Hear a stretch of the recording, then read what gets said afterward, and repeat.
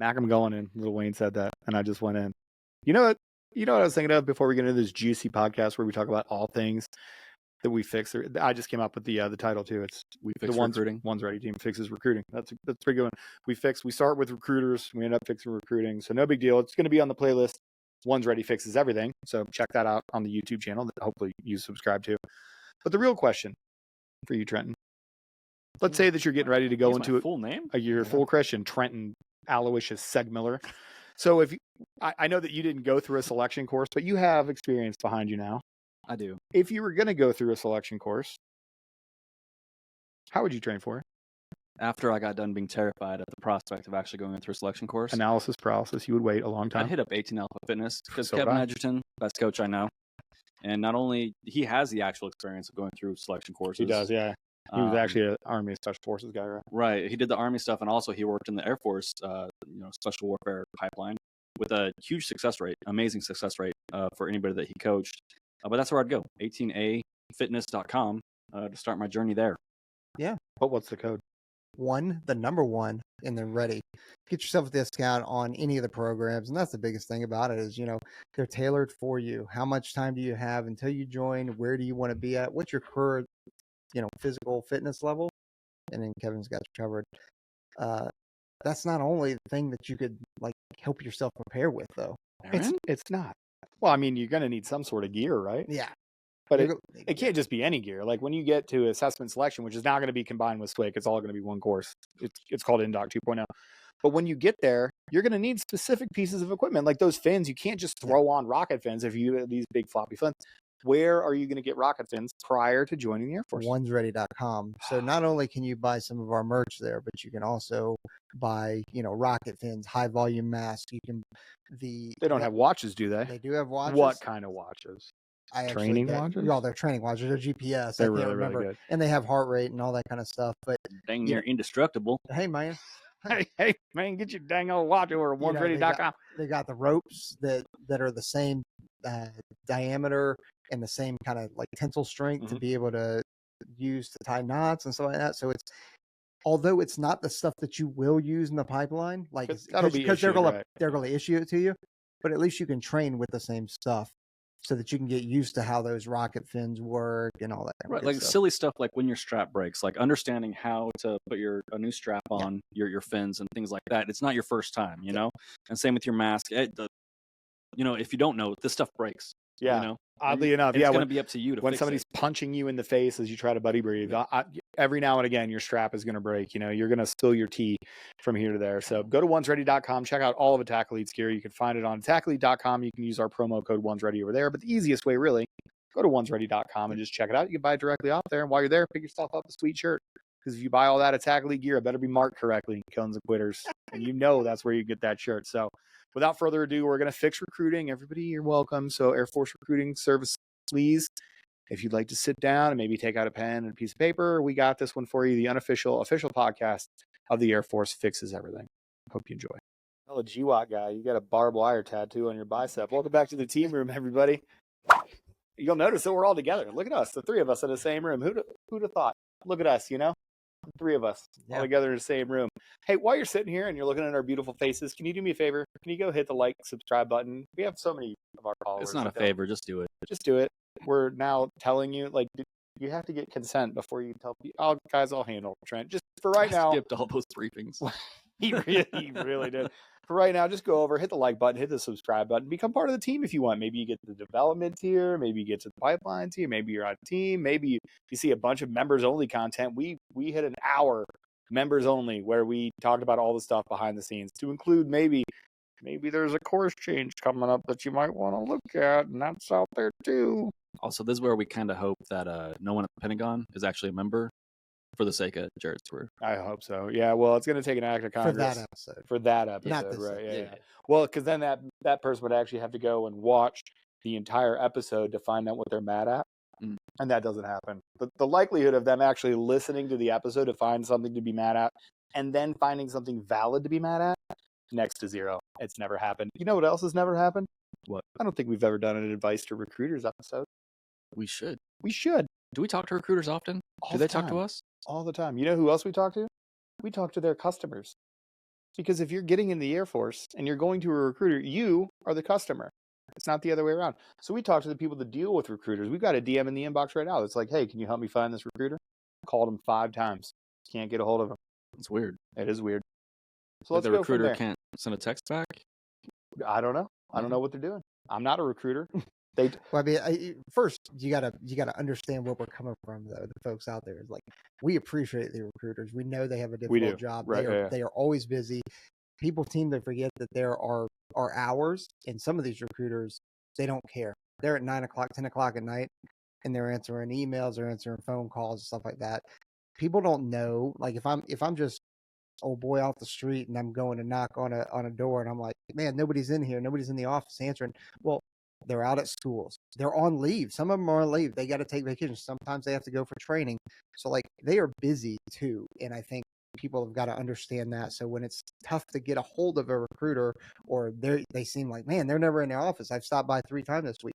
Well, maybe that's the week that they're out doing training or they took leave or something like that. So they're always busy. So we do appreciate what you're doing out there. We know it's not easy. quit being nice to them. We're supposed to be mean to them. We're supposed to talk on behalf of the That's cones right. and the Maybe they're candidates. Every recruiter lies. Every single one of them. They're Yeah. trying to get you in. Don't listen to My them. recruiter lied to me. I can't. They got me in the door and then they sent me away to a job that I didn't want to do called TAC-P. Vietnam. What? Sorry. So what really though, like what would the advice be to the recruiters, right? So we hear all the gripes and stuff. If we were just going to head those off, because the podcast is about getting people the information. So by the time they get to a recruiter, they've got a good idea of what they're supposed to be doing. Hopefully they're prepared. So if we're going to help the recruiters out, if we're going to flip that a little bit and we're going to help the recruiters be great recruiters to these candidates, what's like point 1? I think you got to be reachable. Be reachable. You got to be approachable, and you got to be reachable. Man, you're one away. Where's the humble, approachable, credible? We talking about patches right now? I don't know. I think that's right though. Be reachable, right? And there's 2 sides of this coin. We've already talked to the candidates a million times about managing expectations. Like, you're not the only person in the world. You sent this person an email. Them not being reachable is them not responding to your email or your text message that you sent out at 8 o'clock at night. And then like the next morning at noon, you're like, I can't believe this person hasn't got back to me. Like, have some expectations for what that means. Like, you're not the only person in the world. But for recruiters, you got to be reachable. You got to be at least somewhere where they can find you. You don't have to have an Instagram account. You don't have to be an influencer.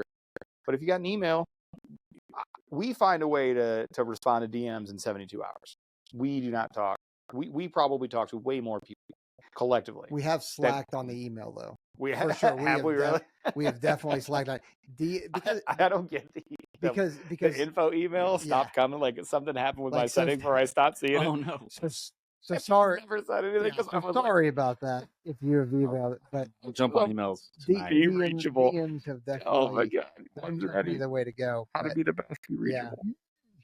Yeah, but I think the Instagram thing is important because you got to go to where the folks are, right? Sure. And if you're someone out there trying to reach a recruiter and being like, well, I sent him an email.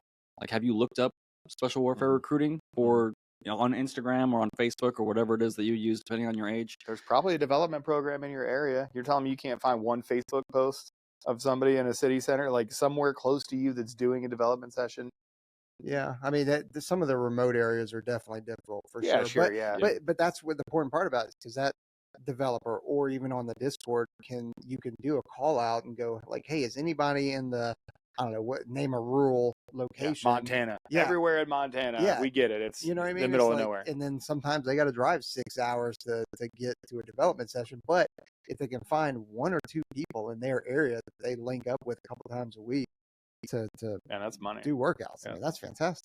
Yeah. Well, and for the recruiters, I think if you have like an Instagram page or an email or any of this other stuff, like maybe link up with another recruiter that's near you or can answer questions when you're at your PME course that is wholly useless, and you're out of pocket. I'll tell you, how many people felt some type of way about that PME episode? You know what I mean? Like, we say all types of other things, like make NDOT great again, and He-Man Woman Hater Club type stuff, and that stuff goes largely like Seth Gale's podcast. Like, he said some rowdy things that we're putting off on those rails. Not a peep in the comment section. God forbid we're like PME is useless, and we got 8,000 word dissertations. Really long. Oh my Yeah. goodness! Like, I'm not reading all of that. Everybody the reason we started FTAC back in 19 whatever. oh my God. Okay, great. But it's 2025 and PME sucks. And I'll tell you you know right what now, I mean? Like, FTAC is not something you want to be in right oh now. my God. because Like that was the greatest thing to they've get out of it. Boy, we're Sorry, going off on a this is my tangent. fault. It's But fine. I'll tell you what, like some of the things that they have the folks doing now that are awaiting training is Oh you know, my hey, goodness. they've got them doing base cleanup, which is fine because you gotta understand, like you gotta take care of your base and all that kind of stuff. But at the same time, like they have extended people, like It's just a manpower pool. delayed It's like, their oh my God. training to clean up. They're like, so the base contract didn't come through, y'all. So Hey, so bad news, man. So we hit a continuing resolution. So we were looking for pools of people, and you know what's funny about this too? I was just joking, like in my head, like, hey, find a bunch of idiots to volunteer to clean up this yard. Find a bunch of idiots to make a new volleyball court over the sand volleyball court. You know who I'd pick? FTAC, ALS, SNCOA, those three, because you have to have like They'll do it. you have to have like a volunteership thing for your class, and it's always so dumb. Yeah. You're like, well, we're gonna go to the inner city and pick up trash. Like, how does that make you a better military leader? But The so most going ridiculous. back to, But anyway, so when we start talking about being reachable and Right. email and Instagram and stuff like that, one of the there's usually rosters and stuff like that that you can find people's phone numbers at or emails or something like that. But another way is in your signature block. wow. Put a way to put a whole bunch of different ways to contact you, not just for your initial email, but when you respond to people's emails, because that's actually how I go through and I find people's emails. 100%. Because I don't always have I don't it on go- this yeah. piece of paper. It's like, hey, I know this person emailed me, go and check, and now I get their. But if I don't have their phone number in there because you didn't put it in there, That's something And- that I even and do it's now. silly. As I in my signature block on my stupid Gmail now, I have, for the people that I care about, I have my personal cell phone number and I have an alternate email. I'm like, okay, like here's where you can reach me, and it's the signature block thing that Yep. I picked up. But it seems like a dumb thing. It's not. Have your signature block updated so people can actually figure out, like, because that's exactly how I do it too. I'm like, oh, they sent me an email. I just search my email inbox, and then hopefully I can get their Yeah. number off that. I don't Yeah. save it all the time. all right. So say I get a hold of a recruiter. How often should I hear from this person? You know, like should they be hitting me up on a regular basis, or how does that work? Wow. Recruiters, I'm on your side on this one. Guess what? There's a whole bunch of candidates out there that ain't serious about this, and they're hitting this Right. recruiter up, and then they're coming back and they're like, oh, the recruiter doesn't talk to me as much as I need to. You know why? Because you're dropping 7 pull-ups on the IFT turbo. You're not a valuable candidate. I got 45 other people that I'm talking to inside of this week. So for the recruiter, like, yeah, communicate and whatever, but it'd almost be better to be like, hey man, until you get to like this threshold, like you're not even inside of a year ready to go yet. So yeah, maybe pump the brakes. there's time involved with that. There's readiness involved with that. There's, hey, maybe you have I know there's a difference between, not guilty or closed court case. I don't know all that stuff, but sometimes those things take time. Mhm. The medical stuff for MEPS takes time. So, if you haven't heard from the recruiter in a couple of days or maybe even longer, that there might be a reason for it. Now, full up, the recruiter should say, like, hey, hit me up in a week or Right. whatever that timeline was, because this takes some time to go through. And if you haven't heard from me in a week, hit me up. And I think that's reasonable. But you can't, like, if you haven't heard back from a recruiter in 24 or 48 hours, maybe just like, Maybe just wait.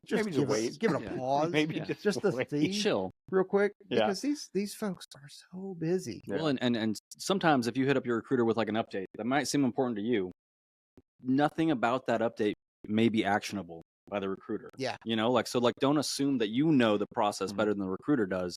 So you're like, oh man, I got this update, and the recruiter's like, yeah, cool. Great. It's like, how Right. come nothing's happening? It's Yeah. like, because that's not actually, you haven't hit the threshold for the next, actionable item yet in this checklist. For Yeah. sure. So what are some other things? Especially for recruiters out there, I will tell you that some of the, and granted, I understand why, right? So, even special operations recruiters and enlisted accession recruiters, they have a population that they're really good at, right? They're like, hey, people off the street, I know the process from 1 to 10. When you start talking about those, prior service transfers, when you talk about inter service transfers, when you talk about that stuff, I don't know why, but it's like no recruiters know that process at all. Like, granted, it's not the biggest part of your job, right? No, it's probably, I don't even, it's got to be less than 1%, right? Well, I want to say small. Yeah, the inter-service transfers or even, prior service, I think they only accept like 100 applicants per year or something, or it's around that many people. So the frequency, I get it, it doesn't happen. And then the likelihood that it would happen in your specific area, I get it. Still not an excuse. You still gotta, you gotta be able, like, I liken it to medicine, right? Like I treated trauma. I treated trauma in military age males, right? Like that was whatever. But if there was ever like a 90-year-old female, it wasn't good enough for me to be like, can't treat this one, boys. It's a really, this is a really specific case, and we're gonna have to call somebody in. Like that's still part of your job. Like you still have to be able to. Yeah, you got to have an idea of the process. You also got to know who to call then. Yeah, right. Yeah. Like when it started coming to when you were still in and you were the MFM for ATC, and it came to cross training and all those little things, like things that I don't know about, I would hit you up. Yeah. I'd answer what I could. But when it started going into details and like, dude, I don't know. I don't know. Right. I'm like, hey, Trent, there's a message in here for you. Like, I don't know the answer to it. Right. You know? Yeah. It's just, you don't always have to know the answer, but you got to know who to go to. I mean, that's like a full-up military thing, right? Know who to call, know where to look up the answer. Like, no one expects us to be smart, but you got to know where to go to like find the answer. Right. Yeah. You have to know. Yeah. It should be one phone call. You should be like, oh crap, I know the exact person. Like I don't even know who to call. People are like, oh, we want you to do a cross-training episode.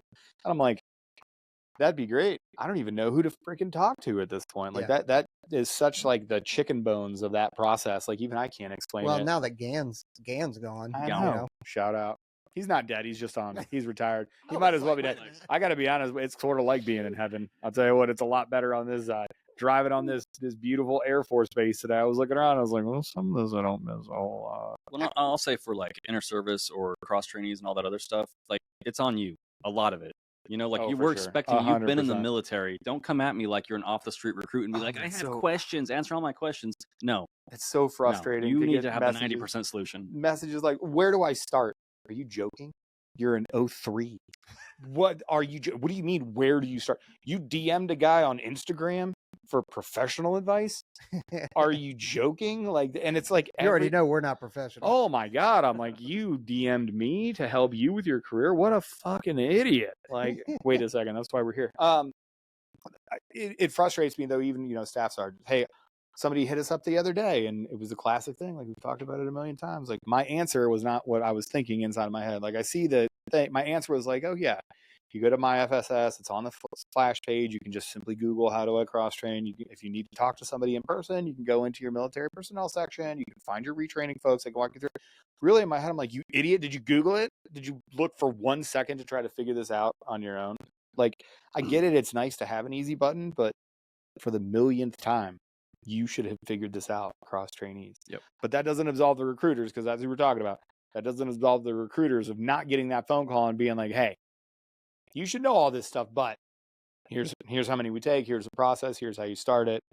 Some of these other wacky things, like how is it that we get civilians to phase 1 and phase 2 process? Like you have to know those processes cold, because you could lose that person. How many people have we gotten DMs from? They were like, oh yeah, I was in this process for like 6 months, but they didn't know what to do, so I just kind of stalled out. And like I was talking about, you may not know the answer off the top of your head, but I know the website to go to. Like if you want to do that, here's not just the website, like here's the package, like, and it's got all the information in there for you to do that. Because I don't know it off the top of my head, but I know where to look. I wish there was a how-to. I wish there was a product that you could just slide me and be like, oh. Well, and for your recruiters, like you should be hitting up headquarters every once in a while, like every 6 months or so, and just being like, hey, who are the MAGCOM functionals in AATC or above that handle these things for this career field, and keep those people on tap, those emails handy, so that when this person actually starts the process and you run into a real situation where it's appropriate to email, Goot or any of those other folks over there, at least you've started the process, because you don't email Goot without starting first. No, like that would be bad. Wait until you hit some roadblocks. But it is useful to hit up the functionals as you're sending your package up, so they're aware of it, and so they know that you're serious about it, and you've established that line of communication. So for the recruiters, I would keep those emails handy. Yeah, for sure. How much should the recruiters be involved during dev? Because I've heard it one or two ways, and I like talking to the recruiters when we went to that NorCal event. It was really eye opening to talk to the recruiters. you know, because the recruiters were kind of like standing off in this other group. So I went over and I was like, oh, what are you guys doing? They were like, I don't know. It kind of feels weird to try to like lead somebody through push-ups when we have people here that are leading through push-ups. And Trent and I said the same thing. We're like, dude, get over there. You've been through this entire process with like, these are your folks. Like, go be involved. Like, go do the thing. How much would you want the recruiter involved in the development process? Because there's a limited amount of stuff that they're gonna, you know, be able to do or make an impact or whatever. Well, it's communal pain, right? Sure. It's just like you bond with somebody when you are in a difficult situation, whether it's a workout, whether it's a smoke session, going through the pipeline, an intense combat experience, or you know, responding to a vehicle accident or something like that. Like you, I don't know, what is it called? Trauma bonding. Trauma bonding through shared adversity. Yeah, sure. that's great therapy words. But, Therapy. you know, so you know, it's just like when, you know, I met with Bunkley and a couple of folks and my son here in Vegas, and we did a workout like that included 8 miles of rucking and cows and running and stairs and all that kind of stuff. And you just like, I'll probably never see any of those folks again other than Bunkley and my son, but you know, there was still something there. And as you're in a development session, as you were starting a group of people off on a completely different trajectory of their life, and they believe in you and they trust you, and like they want you as part of that. Yeah. Well, and there's nothing wrong with understanding what the dev sessions are like.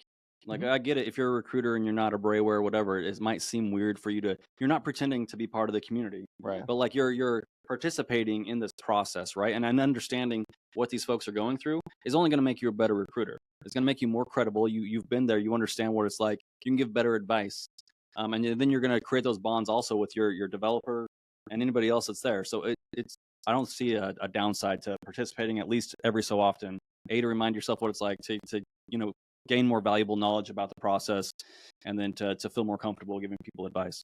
Yeah, it's tough for them to put themselves out there though. That's that part of it is like you're gonna get smoked too, and that's tough. So recruiters, suck it up. Well, it's humbling. It is. Right? Oh, it always. Yeah. I would too. And I would. When we went out on that event, like not only did I get the living dog shit sunburned out of me, I get the worst. How you got such a bad sunburn, bro? It was so. I even had like it was the worst too. I had it on like the back of my leg.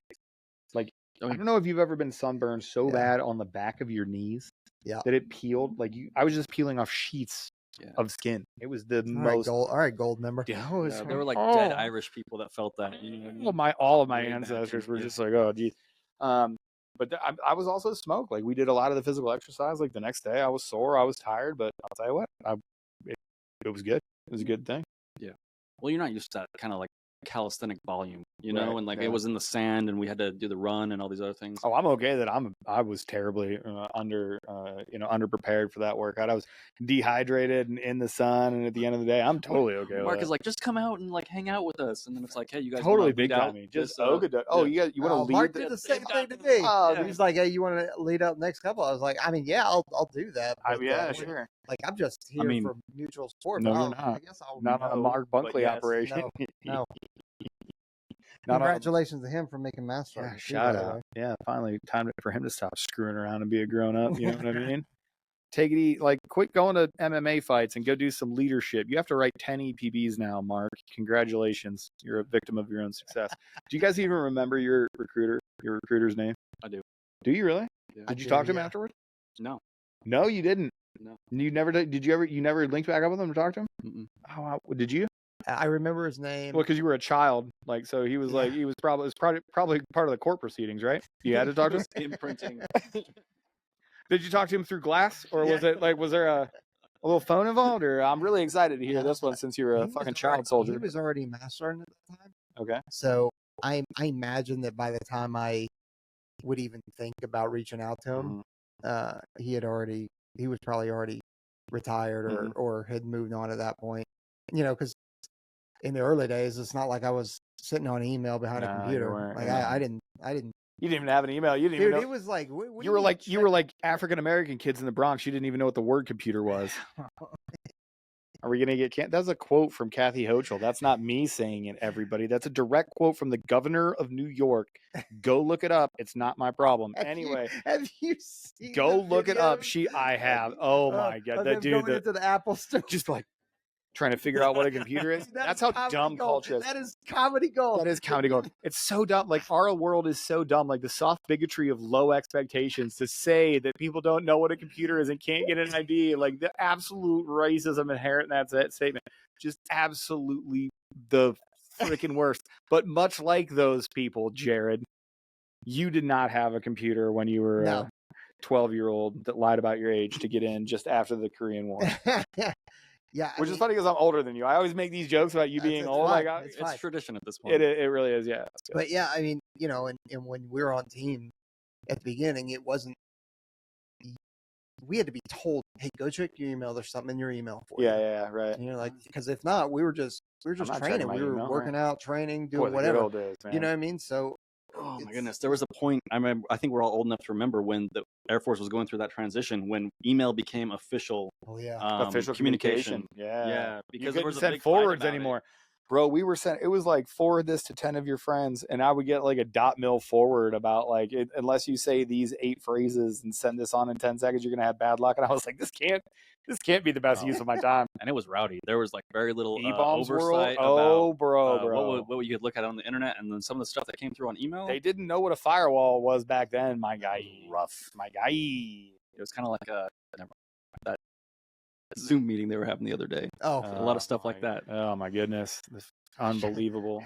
Hey, Army Special Warfare Training. Hey, Special Warfare Training Group for the Army. What's up? Somebody who doesn't know how to share their screen or has too many tabs open. Just that, like, wow, what a.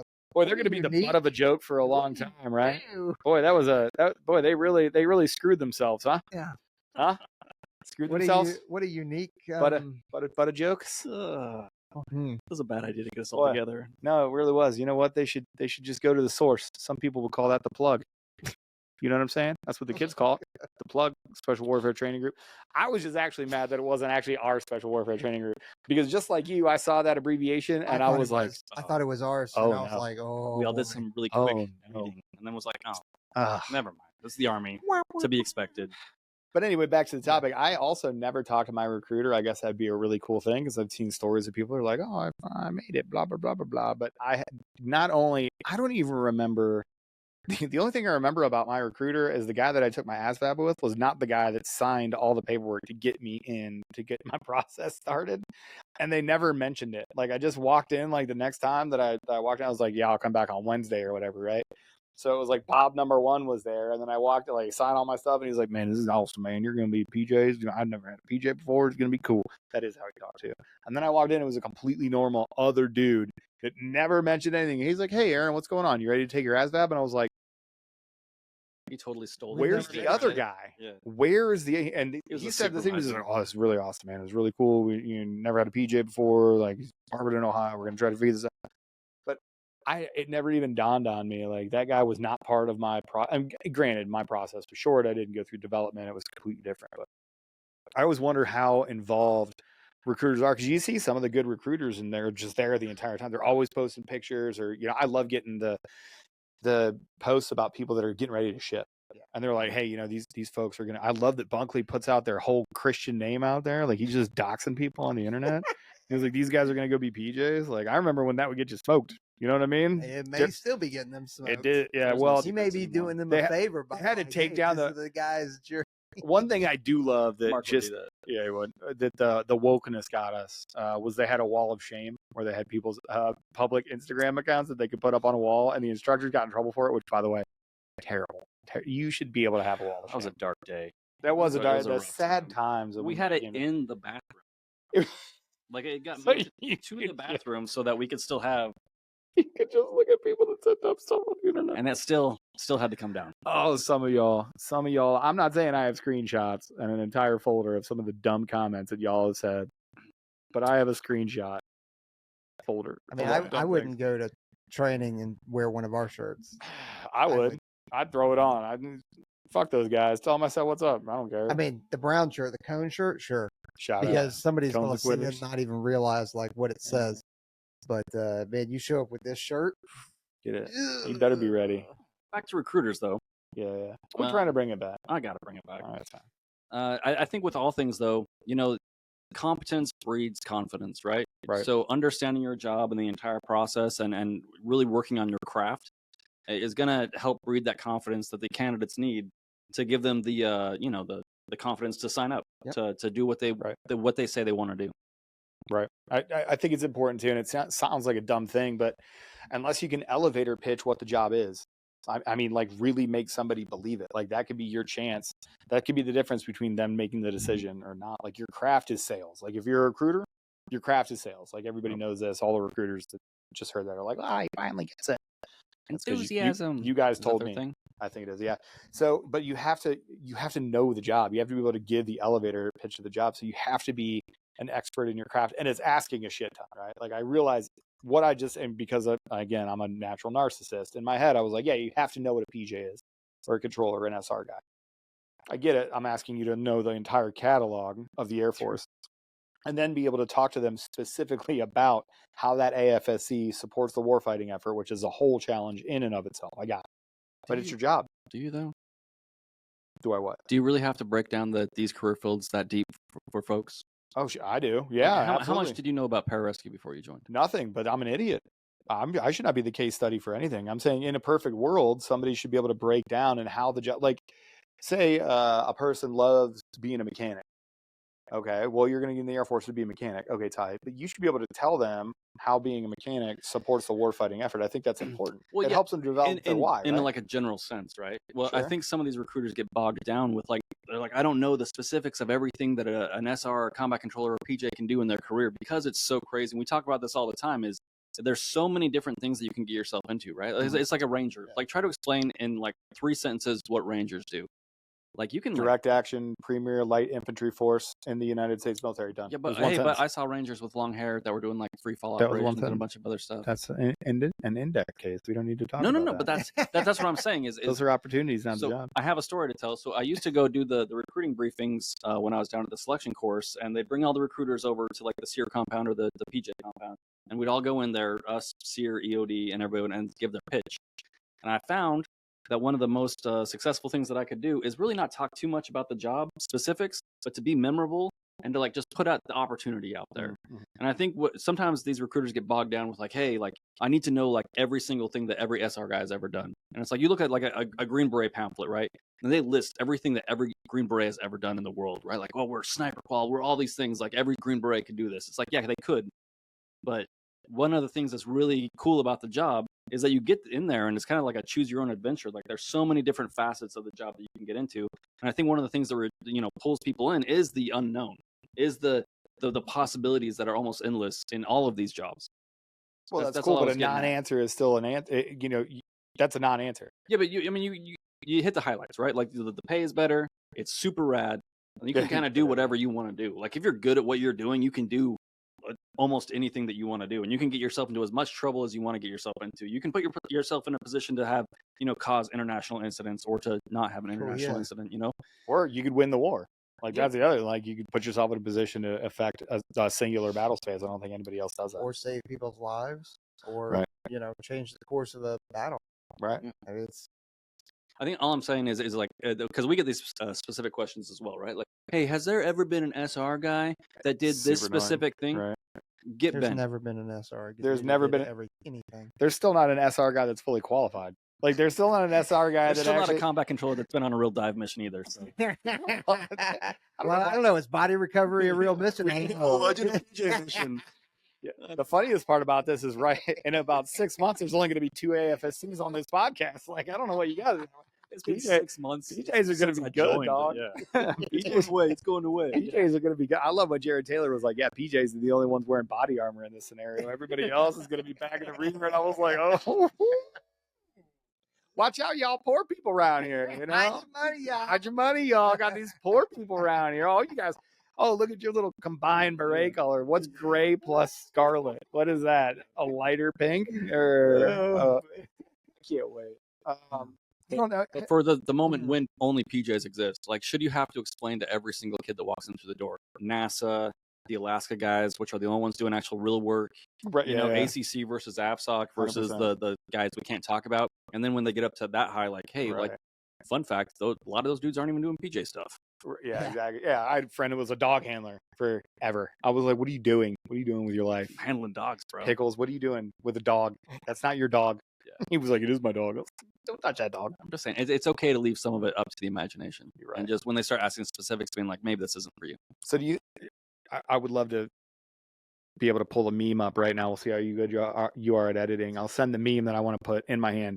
Bing. It's not going to be there. It's going to be there. I don't know. I got a comment earlier saying like how I have said something. Oh, don't worry about it. I'll fix it in post. Fix it in post. And I never fix it in post. and I got called not very elite. And I was like, I'll fix it in post. Well, maybe because sometimes I'm like, no, that should stay in there. That should stay in there. We don't edit very much of our stuff. We really don't. Yeah. I mean, it's as transparent as we can possibly make it. Like it just why edit it? Because now I'm showing you that that we're not human and we don't mess up. Exactly. Yeah, that's never been a part of. It's never been a part of it. And I think I'll have to show you guys that comment. Let's send everything over to PA so they can really make it. Yeah. Oh my goodness. You know. Yeah, I can't wait. Boring. Super fantastic. You know what's funny now? Me though. You just asked me something about. I did. It was something we were talking, and I got sidetracked when I was talking about the meme because then I was trying. Oh to yeah, remember. what's the meme? We got to go back to before that to remember what I was even freaking talking about. Good. I don't have to put it in there. Leave some stuff up to the imagination. Leave some stuff up to the imagination. And then you were like, blah blah blah meme. Yeah. It had something to do with like not giving somebody the full story and maybe possibly lying to them. I don't know. It's probably really funny though. So. 3 moments later, Aaron doesn't remember. How funny would it be though if your assumption was that we're giving you the best shot, like this is a highly produced thing. Like when people find out that we don't edit a whole lot of stuff, or when people find out we don't have anybody editing it, like literally the entire project is the 3 people that are on camera right now. Like there's no producer, it's just a camera on a wall. Imagine if they thought that was our best shot at it. We would have some really slick jump cuts, and we would have somebody writing for us. We'd have a teleprompter. We'd stay on target, but we don't. So in your face. So you suck, not us. I guess I would ask is like when people do come in and they don't feel like they're getting the whole story. Like, what are the recruiters supposed to do? Because the people, like in theory, we know what they do. Well, in theory, the people that are going in there, you want to leave a little bit to the imagination. In practice, they're walking in there, and if you can't tell them, has a 42-year-old father of 1 that sort of likes to do jujitsu, that will continue to eat keto throughout the pipeline, ever made it and become a special operator that worked at the Ranger Reconnaissance Regiment for his entire career except for sniper school? Because those are the questions they want to answer, right? I'm sorry, it's reminding me of hey, I want to do this. I want to go from being a PJ to. You're not RJ Casey. I hate RJ Casey for this reason because he really effed it up for everybody. Like we're like, that's impossible. No, RJ's like, well, I mean, I guess I thought that was impossible for guys like you. I guess, yeah, it'd be impossible for somebody that's not as good as I am. I'm not only going to do all those things, but I'm also going to be a Hollywood stuntman too. So none of us are handsome enough for that. That's impossible. I thought that was impossible. So I was writing my memoir on the beach in Bali after completing the very thing that you talk about. It's part of the recruits too, because you don't need to know every single thing about it. Like what schools do I get to go to and all this other stuff. Like, how about you just understand what the jobs do? How about you just understand, this is how you can affect the battle space. Start from there. Well, and I know what they do. They say, go watch the One's Ready podcast. And that's okay, because nice it's a nice backup to the recruiter. Right, the recruiter's going to be like, "Hey, you don't need to know all this stuff," or "Here's basically what happens." But if you don't trust me, I got 3 chuckleheads that do their own editing. You can go watch, and they're going to tell you the truth. And they're telling the truth because they don't snazz up their stuff. There's no jump cuts. It's yeah. But again, whether the recruiter is right, whether a recruiter is somewhat wrong on something, what does it matter? You go into the pipeline. And the pipeline is going to be what it is. So all these things that you're worried about, I get it. And there are some legitimate questions, legitimate details that, like, hey, if you're already married, like, hey, when, like, I want to know when the families get to do when am I going to get a chance to see my family again, or when, I'm getting questions from the wife, like, kids. I want to be able to answer it. Like, those are reasonable questions. Sure. But if you want to know. How long will I get to stay in my own room, and what free time will I have on the weekends? Because I really like to mountain bike. Okay, shut up, PJ candidate. We get it. You're a nerd. You're eccentric. Like, what do you want? Yeah, Can so I I bring my really, hacky sack? I Are they really gonna got- confiscate my hacky sacks and Yeah. DMT? I 'Cause, don't know. I I'm really just attached to really these got ones. into grounding, so I need a 10-foot by 10-foot space with natural grass. Setting Is up that slack line. Is that going to be provided, or is that something I can bring it? It's no problem. Shut up. God, you're so freaking But, tiresome. so there's- oh my God, you're not going to make it anyway. Just go be a park ranger. So there's some legitimate That's questions serious? out there for sure. But Sure. I was going to say it was a stateside mission where you get to be a park ranger, but tell the rest of the crew feel that you're better than them. But I won't say where. Sorry, Seer. Wow, that was hurtful. That's very, very hurtful. Well, because they're part of the Guardian Angel Weapon system. It's a weapon system, Trent. Yeah, but being the stock on your rifle is just Useful. not that cool. It's firm. Provides a nice place for your cheek. I There can you keep go. going. This is all the same with Seer. It's hilarious that we've just decided. I think I'm going to start making fun of EOD. I feel bad. I just feel too bad for EOD. Hmm. Oh, by the way, when we used to go do those recruiting briefings, the EOD guy, your briefing is way too long. It's way too long, and like Way too long. that was another thing. Like he would go on for 45 minutes about all the EOD stuff, and these recruiters that are in recruiting school would sit there. You see their eyes glass over. He has handouts and all this stuff, and I just walk up there and be like, "Hey, fools!" And I'm in crappy BDU pants and a jacket. And I'm like, "Hey, I'm Sao T. Do you know what's cool about Sao T? You get paid more. You're still a weather guy. You're gonna do all these cool things. Do I have a handout for you? No, but guess what? My hair's out of regs and it's awesome and nobody cares." I just try to be memorable instead of handing them all kinds of stuff that they don't understand. And I actually got messages from people years later that's like, "Dude, honestly, I don't know anything you said about Sao T, but I remember you." Right. And so if someone came in and said Sao T, they're like, I know somebody that does that. I've seen that before. Mm-hmm. Instead of I got a 3-hour briefing on EOD and I don't remember. But you represent anything. the Air Force, just like when you guys were in, and I'm out and wearing a uniform, or people even online know that we're Air Force, Right. or a recruiter is at a high school. They're walking around in uniform because they walk around in uniform all the time. You are representing the Air Force. You're representing your community. So that's why it's important to look professional, act professional, even when you're at the coffee shop in San Diego on Coronado Island, and You're really chiefing us right now. Did we ask? Was there something where we're like, "Hey, how do you feel about the standards?" I thought the recruiters were doing great. I'm just he's admonishing you now. I'm upset about your hair. He's upset. I'm upset about your hair. I was like, why did we? It wasn't actually out of regs. Why did we just go into a broken window, sort of dressing down? I was like, man, I've had this talk before in a big group. I've already told them to not be fat because it doesn't lend them credibility. I don't know what else you want me to say. I guess the joke I was going to make about EOD is they're kind of like your attic. You know what I mean? Like the shit up there, you never use it, but you go up there and you look around, you're like, oh, look at all this cool shit. But then you're like, all right, well, anyway, and then you just go on with your life to the rest of your house where you actually work and do stuff. Later. All right, well, now I'm going to have a whole bunch of EOD people mad at me doing their little pinchy hands. Pinch. That's right, the crabby boys. Little crabby boys. Back when Salmon Gang was a thing. You guys couldn't live without the CE career field. Well, I forget that they're a subset of CE career field too. By the way, I've never had anything but good things to say about EOD. Shout out. Hi, Bex. She's one of my favorite EOD flight chiefs. She's awesome. She's great. We deploy with her. She did a lot of good training. Tons of stuff that I didn't never knew before. I learned a ton. Guess what? Still gonna make fun of EOD. It's my podcast. Do whatever I want. We make fun of everybody. Literally everybody. Everybody. Oh, every single person can. Especially Air Force leadership. Oh my goodness. But that's fine. Has leadership. What? I mean, controllers, tattoos, Harleys, strippers. Oh, they look homeless. Yeah. Pretty raggedy. Mm-hmm. Yeah. Well, and I don't know why. The PJ career field it's right. It's not half. It's probably 75%. So 75% of the PJs they lean into the super crunchy vibe. Like, oh, bro, I'm just here to save lives. Sit down to PJs, flight nurses, whatever insults you want to. But the other 25% are almost more intolerable. And it's the people that spend too much time in ST and then act like controllers, and then decry the other 75% of PJs. Those guys crack me up because you're imitating people that are worse than you, right? That's the thing that I have an issue with, is that those PJs think that controllers are cool because controllers never leave AFSOC. It's like they're like it's like when you win the Special Olympics, right? Like, yeah, you're a winner.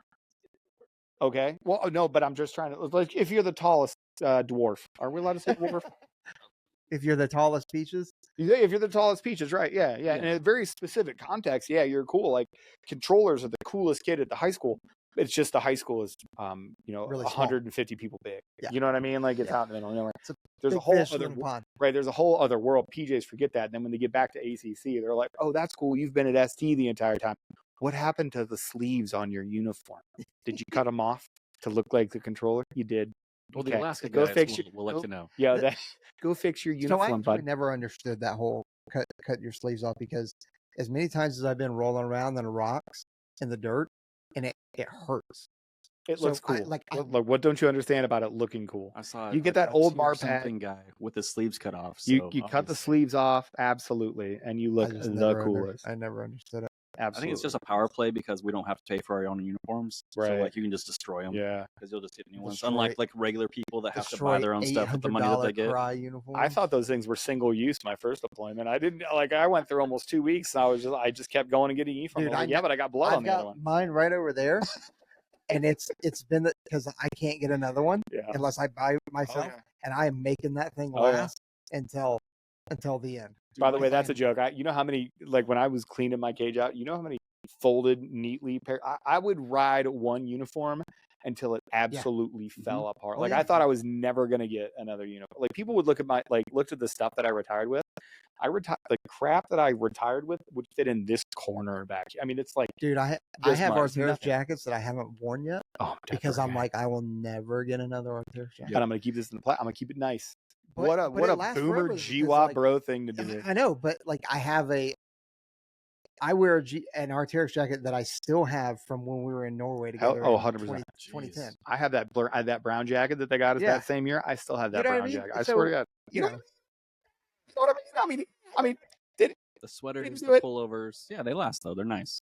Very good. oh, they are.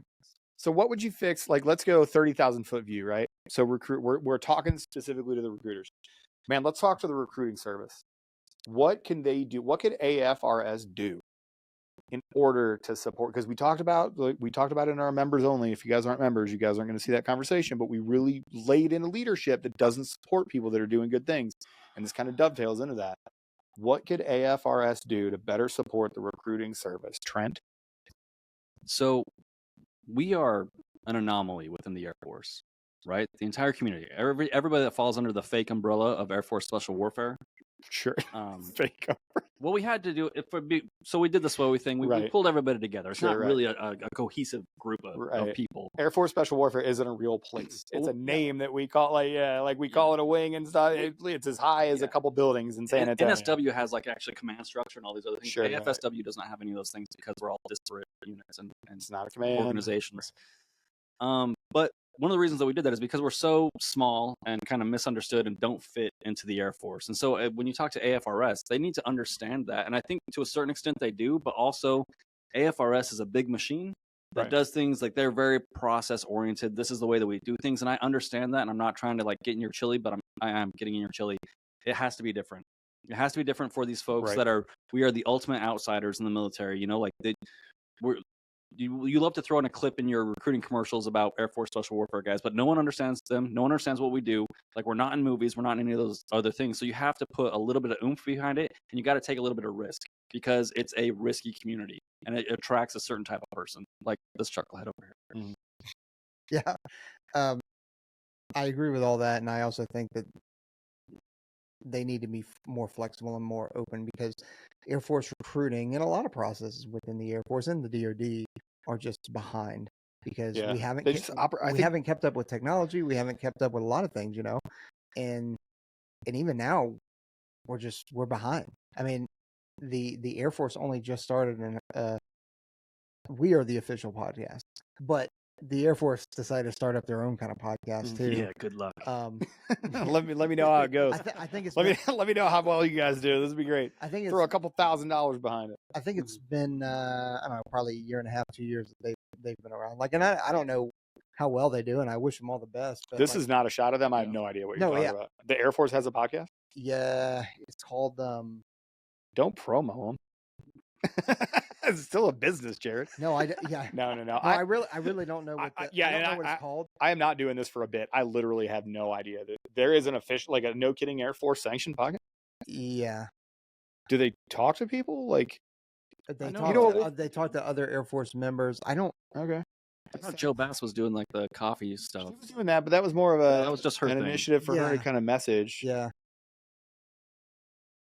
Well, Okay. Well, you think about. I was not aware that they were doing, but it does like bring up a pretty good issue that I have with them is like the speed of their messaging. Like I get to your point, like it takes a lot to turn a big ship, right? Yeah. It does not take a lot to turn your messaging on a dime. Like you can message on a dime throughout the correct, social media stuff. Holding this stuff, and that was a big issue that we had with the InDoc 2.0 discussion and some of the other things that are swirling around there. Is I don't have an issue with you wanting to get things right, or I don't, whatever. I am 100% valid in the space to go, your messaging sucks. As a guy that messages on social media 24 hours a day, 7 days a week, and multiple accounts, I can tell you your messaging sucks. And it has nothing to do with what the message is. For as much as people hated Joe Bass and as much as people talk, shit about her, and people did for good reason, for bad reason, we've been very clear and transparent about our relationship with her on the show. She said, and she was the first senior leader that I heard say it, and she was like, hey, this stuff moves at the speed of social media. We need to put out policy decisions on social media, because now what happens is you get stuck behind the messaging. Now, when news of a new course breaks over Reddit and over Instagram and over social media, and then you're caught flat-footed and you go, well, we're not ready to talk about it. They're going, oh, they're lying. Yep. This isn't true.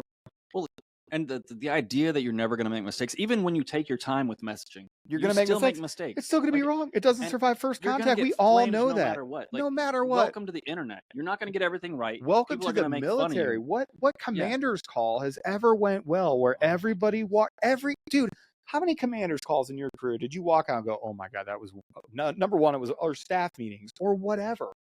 That was a waste of my time. That could have been an email. I do not understand what that dude was talking about. We already do it.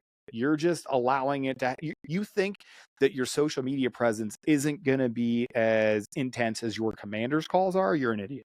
You're an idiot. Like, of course you're going to have to accept that risk. And guess what? The messaging for your AC-130 folks might be different than your F-15 folks, from your F-22 folks, from your ground pounder folks, from your security forces folks.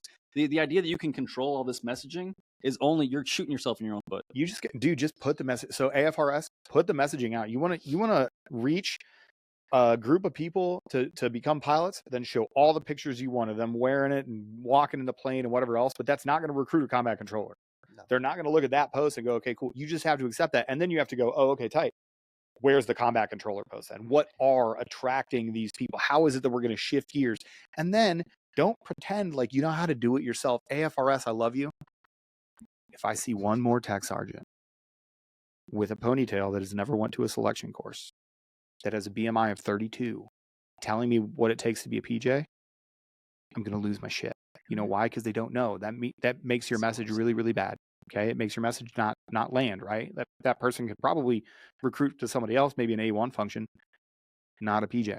Okay, we got to figure it out. It seems like common sense, but we fixed everything else for you. Now we'll fix this. Who had a ponytail? A dude? No. Oh, okay. I was sitting here. Well, first of all, you can't ask that. What do you do now? You just got fired. Well, there we go. What is a dude? What is? Okay, so that, just to be clear, here we go. I don't know if they're still doing that, right? Because it looks like there's only 18 videos, okay, that they have, but it's called Back and Forth. Found out it's a lot of work. Good. Huh? It is a lot of work. And they're in uniform. Good. And who knew? Didn't know. Maybe they got something good over there. Hey, Back and Forth. This one's you, and we'll make a reel out of this. Back and Forth. You want to come on the official podcast of the United States Air Force? You let us know. Open invite. Come on. What'd be funny is like they have way more views. Way more. Oh, I guarantee they do. I guarantee every video they put out. Because in reality, every single video they put out gets 175,000. Okay, so the Air Force recruiting, like no kidding, Air Force recruiting and the Air Force YouTube channel. Yep. Recruiting has 187,000. Okay. And 111,000. 5 times what we got. Like a lot more than what we've got. Sure. Right? Yeah. But what are they doing with it? That's the question. I don't know. And like I said, this is not a shot. I'm just like, hey, I only just found out that they were around about 1.5 years ago. And like, I don't know if they're still making stuff. I hope they are. I hope they're, because I hope they're crushing it. We need more information out there. Right. That's why it's not like whenever there's a new YouTube channel or a new show or a new Instagram that pops up, it's like, you won't hear us hating on it. Great. Like, good. Yeah. Dude, I need, special mission aviators to have their own podcast. I need personnel is to have their own podcast because they need to help recruiting with that. Security forces, you should have your own podcast. Yeah. Because, and you mentioned it, one recruiter or we can't cover every single. Right. Now, if the Air Force Recruiting Service wants to pay us to do that, you damn well I will. You hear me? I You will. hear me, recruiter? But Take some of that NASCAR money.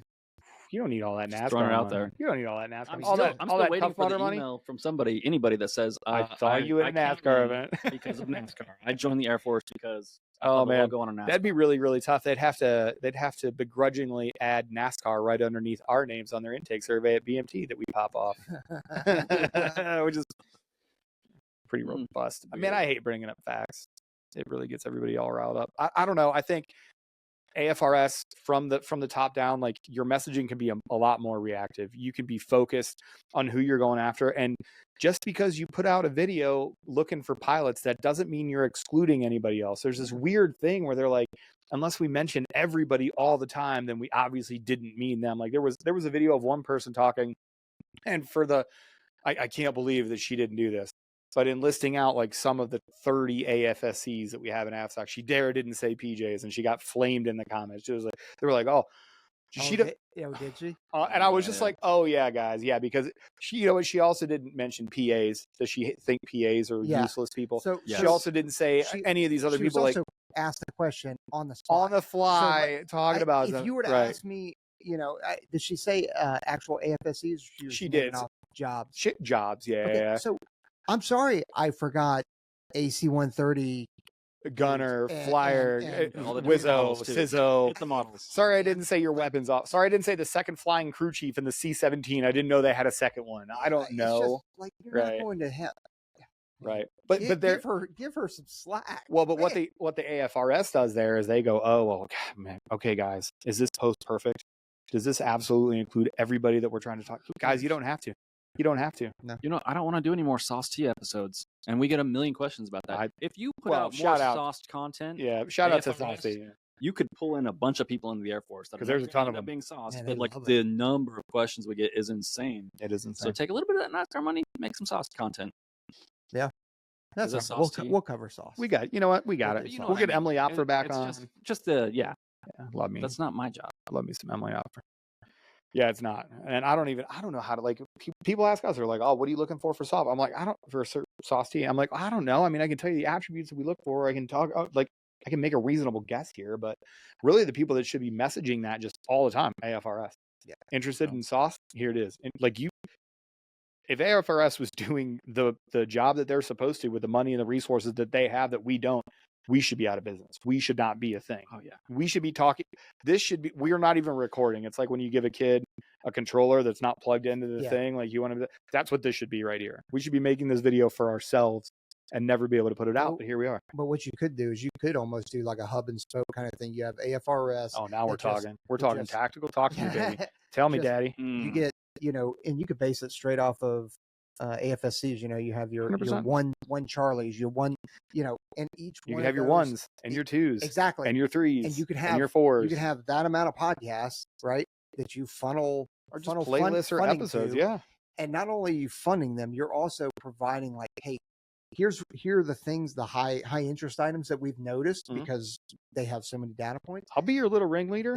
If you think I won't take on the force, give me all the medical group. We'll sit there, we'll talk all day. You want to tell me what the difference between being a med tech and an actual like EMT, paramedic IDMT is? Guess what? I'll talk to everybody. A freaking medical podcast would be for the Air Force. Do you know how popular our series is going to be on the medical career field that we just talked about? Needs IDMTs. Oh my God. Hey, the fact that you can get, the things you can do as an IDMT, and we're just kind of on a tangent now. The things you can do is you can get your paramedic, you can work in it. Dude, the IDMTs that worked, we had a guy that worked here at the 58th, and then he ended up going, good Ohio guy, shout out OHIO. What's up, Jason? He ended up going up to the unit that shall not be named. That guy had opportunities like you would not Freaking imagine. IDMT is one of those kind of hit, and It especially is, a yeah. special tactics. Oh, dude. IDMT. Jeez. Forget about it. It's the job. Or it's not just special tactics, but RQS as Yeah, well. oh, it's the Like- move, dude. like, you get in, dude, in that's those that's circles a and you start hidden- bouncing around. That is a hidden little secret. You're there. kind of like on team at that point. Stop it. I was gonna say the number one drawback is everything- mission creep. you're- You start looking like a PJ and talking like a PJ, but you didn't freaking graduate. Hey, PJ's like, whoa. Yeah. No, There we're is- like, hey, where'd you get that fucking plate carrier, dog? Yeah. Like, well, I should be able to go. I'm actually more trained. I'm a critical care paramedic that flies on civilian aircraft in my off time. I'm actually more qualified than you for this medical call. Oh, really? You heard it Can here you fight, dickhead? How about that? How about that, college boy? Can you whip my ass with all that kit on? Because you were Let me tell you something. Let me ask you something. Let me ask you. Can you whoop? Can you whoop my ass? You see this little fold right here? It means you've never taken that Artera combat top out of the plastic until this very moment. You see what that is? That's what that is. I know what that is. You know why? Because I'm not a fucking first mission guy. All right, we have totally gone off rails here. Well, Is it time to close it up then? here's the call to action. AFRS, if you want a little ringleader, here's what we'll do. For a nominal fee, we will organize and we will handle your scout and your recruit for all of these things. We will just funnel people. What do you got? You want to be a medical? We got a whole playlist for it. Aaron talk. You want to be operations? We got a guy. And, We and already Aaron got won't the- cuss. We already got the One Zulu podcast covered. The One Zulu podcast is already good. We got it. One Z's, you're good there. Like there's your little spoke. You want to put us in the hub and make us your little ringleader, your little puppet master? You want to talk about a deep state that's going to be unassailable? I swear to God, I will consolidate power and punish people so quickly. So quickly. I want to be the stochastic terrorist. I want to be the fascist in charge of the podcasts for the United States Air Force. All of them. That's my dream. I think that would be hilarious, especially Supreme the ruler. Aaron Love Hate Club. Oh my God. Would They just would be loathing. It would be, I'll tell you what, it would be the Aaron Love Loathing Club. It would just be worth it would be like bigger than some of the teachers unions. They would Oh, have man. tens of thousands of members. Impossible.